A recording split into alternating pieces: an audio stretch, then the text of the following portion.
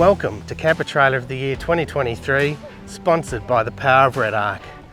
It's the first time that Far Horizon have entered Camper Trailer of the Year, and their Tuff Track Escape looks right at home. Valued at $47,600, this lightweight hybrid is packed full of features, making it ideal for off-grid adventure. Let's see what they are.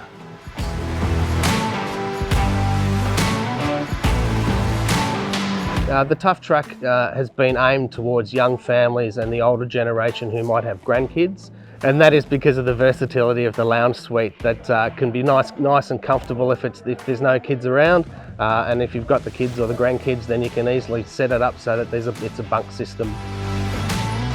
Look, Richard's a bushie. He purchased Far Horizon 18 months ago when he saw the opportunity to bring to the market the sort of camper that he'd like to go bush with himself. Partnering with local plumbers, mechanics, electricians. What they've managed to achieve here at Far Horizon is to partner a really solid imported hybrid with some really good Australian componentry. Doing small runs of campers, what Richard can do is he can be responsive to his client base in terms of their particular needs and their preferences for camping, within reason. But it's not just about customer feedback. Richard was particular in saying to us things like, for instance, the wheel bearings. He's pulled those out of the camper as it comes out of the factory in China, and he's replaced it with Japanese bearings. He's worked with his local mechanic to make sure they're aligned, so they do the sort of thing that Richard would like to see them do. Poking around under the Far Horizon, it's pretty neat and tidy. We've noticed it every year at Camper Trailer of the Year that imports are getting better, and this one was no exception. It did, however, have stainless steel tanks. They're okay for most, but I would prefer poly, which is an upgrade that is soon to come. I think the bones of this camper trailer are pretty good. Underneath, the camper was nice and tidy, automotive seals. It was, really good design. And servicing this lifestyle, there is a absolutely cavernous internal space that's accessible by a number of very well placed external doors and drawers. It was amazing to see when we opened up the bed and looked inside that Rich was able to have fit an actual full-size swag underneath the bed, and there was still space in there to fit other personal effects as well. You could put a fishing rod, you could put your spares, you could put a chainsaw under there.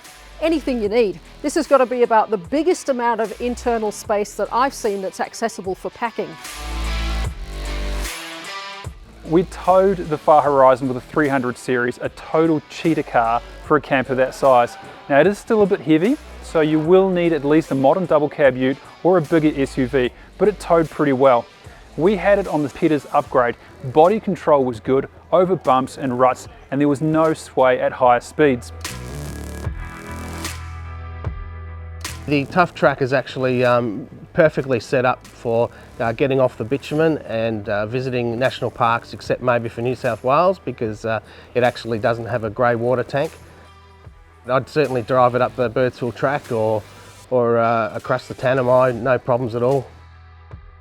Boasting an ATM of 2,500 kilos, what with a tear of 1,800, there's certainly plenty of opportunity here to take those things away with you outdoors that you really need to have.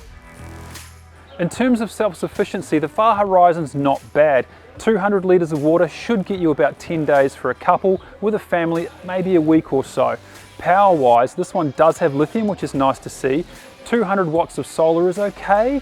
I think it's about the bare minimum, but the good thing about that is it's easy to upgrade.